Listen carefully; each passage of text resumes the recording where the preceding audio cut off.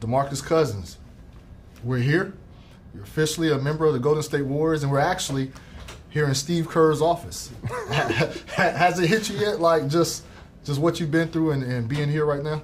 I don't think it'll really hit me until I like actually suit up and the balls come out. So I mean it's still kind of a new situation for me. It's still kind of hard to believe, but eventually I think that time will hit. You had an interesting summer. To say the least. There wasn't, there wasn't a lot of offers out there. You're coming off of the Achilles injury, and we kind of know, you've spoken about it a couple of times about there just not being any offers. Was that something you knew about going into free agency? Did you expect it to be that way? I kind of did. I could just see how things were kind of playing out,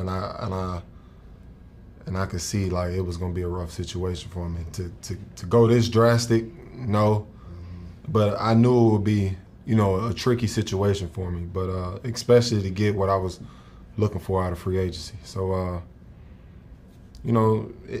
what happened happened. It is what it is, and I'm gonna take advantage of this situation and just keep moving forward. How much do you think was that lack of interest initially? How much do you think that had to do with your Achilles injury, or just the perception that people have about you? It could have been a combination of a lot of things. On the forefront, though, I believe it was the injury, which is the main culprit of this whole thing. But and then just how the market went. The market, it was unpredictable this summer. It didn't really go the way a lot of guys thought it would. So it is what it is. It seemed like LeBron James had the summer for a day. Everybody was talking about LeBron signing with the Lakers. This hoopla, and it went by like that real quick. Day 2, you signed. You agreed with the Warriors, and the NBA community went crazy. What was that experience like, just watching how social media played out, what people were talking about once they heard you went to the Warriors? I didn't really care. Honestly, I don't really care. It didn't trip you out at all just to see? It trips me out to just see, like, it's crazy, like, how angry people Hey, not just fans, though. Not just fans. Players, too. Not necessarily the players. I haven't. Tweets. It's tweets, but it's nothing really just over the top. At least not brought to my knowledge, but it's just kind of funny because before the whole thing started, I was kind of just wasted. I was damaged goods, not a winner. Just everything negative. As soon as it happens, it's like, well, he's too damn good to be, So it's just kind of funny how the narrative switches right away when, things don't go the way they expect it to. I know there were players, as soon as you made your agreement, I know there were players that were reaching out to you, probably trying to convince you. I know C.J. McCollum, my guy in Portland, I know he called. Shout out to my dog C.J., man. But you don't have to give details about who called, but what was that like when players were calling you, trying to get you, it's only agreement, DeAndre Jordan, what he did a couple years ago. What was your thoughts on that? It's funny, of course, but me and CJ had that type of relationship. We rap about all type of stuff, and in a way he was congratulating me, but at the same time he was dead serious. But at the end of the day, I think he understood my situation and just kind of where the mindset was with the whole decision and whatnot. So that's my dog. For sure. What's the biggest thing that bothers you about how people perceive you to be? I'm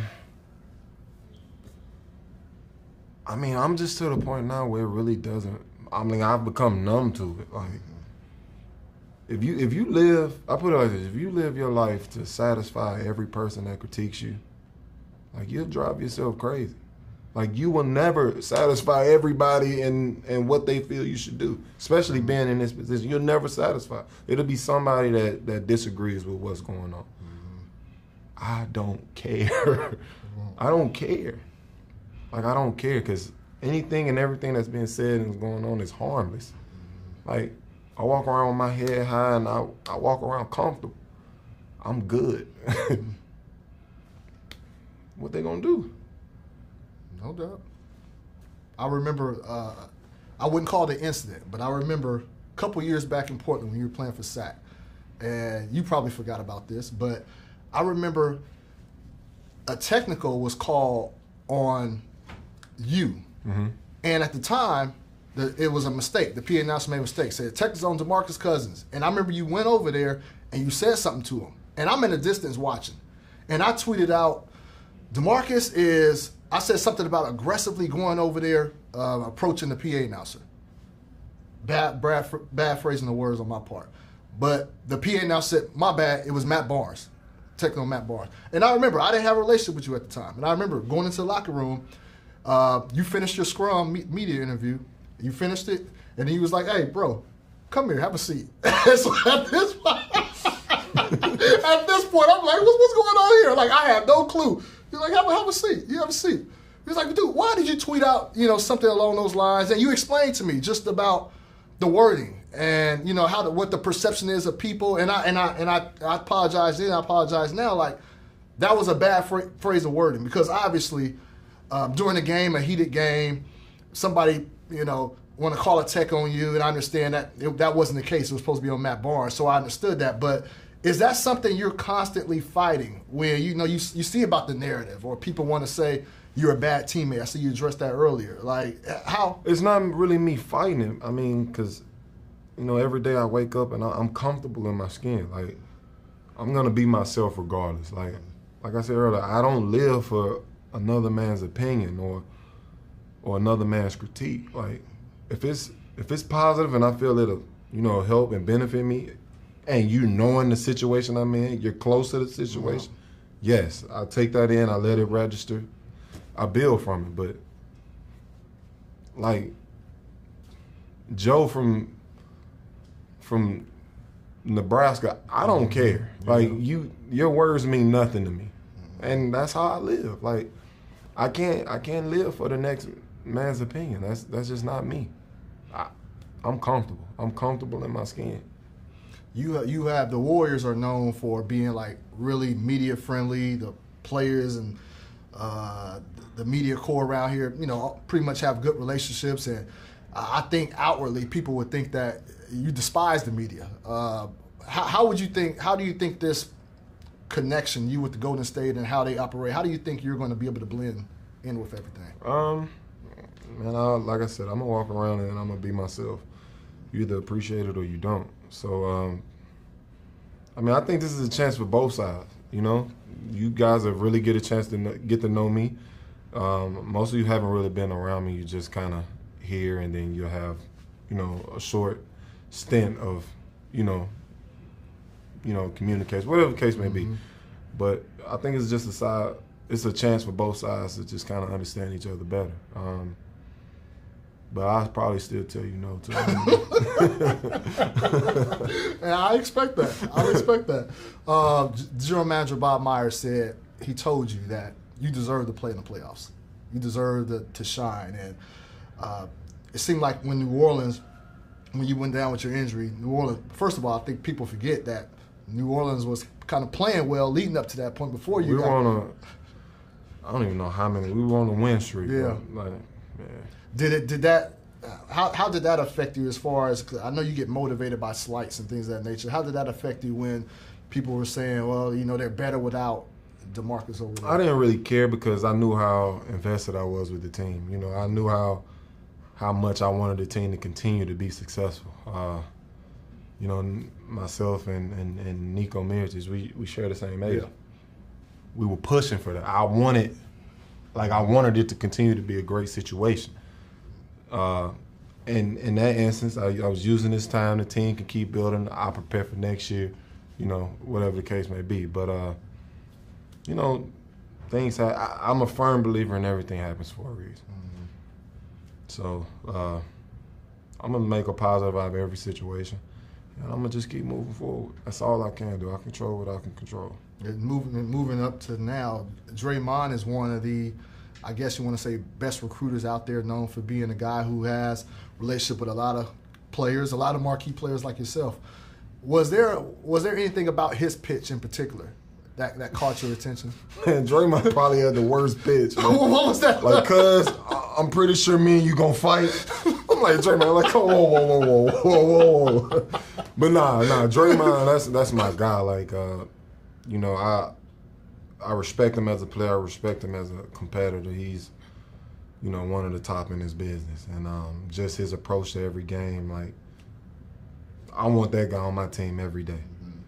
So, you know, we talked, we kind of communicated about what we both wanted, which was winning games. Mm-hmm. You know, he openly said, I know I won't get as many touches, and I don't care. Mm-hmm. And, you know, the same thing for me. It's about winning the game. And, you know, I think me and Draymond have meshed well. I think we have, you know, a lot of similarities. And, you know, the same way he's appreciated, I think, and hopefully I can receive the same thing. Yeah, the buzz is definitely buzz around the Bay Area about your, about you coming here. You said there's no timetable. You changed it. You said there's no timetable. But when would you like to come back? What is? I would like to be ready for training camp. I like to be ready yesterday. Yeah. Is there a time where you know, during the point in the season you say, man, you know, I'd like to mark that date. That would be a good time frame. I want to be ready to go beginning of the season. Like, mm-hmm. I missed the game. Like, this is what I do. This is what I dreamed of as a kid. So to just be able to have to be away from the game, it's hard enough. So I'm just ready to be back on the floor. And for a lot of various reasons, you can probably say this season is probably a defining move in your career as far as going into a team who's destined, I guess, to go to the finals again. And would you look at this like this is a resurrecting moment for you in your career to try to not prove people wrong? People know you can play, but just show that you can not only play on this team at this level, but blend in and have a positive contribution to show everybody else that whatever you thought, this is what it is. I'm here to play basketball. I'm here to play at the highest level. I'm here to win games. Everything else will take care of itself. That's not my concern. What would you ultimately like to accomplish in your season here with Golden State? You know, to get back 100% healthy. And, you know, I look forward to playing late in the season. My last question, DeMarcus, when you think about your tenure as a professional player in the NBA, highs, lows, whatever, what are you most proud of?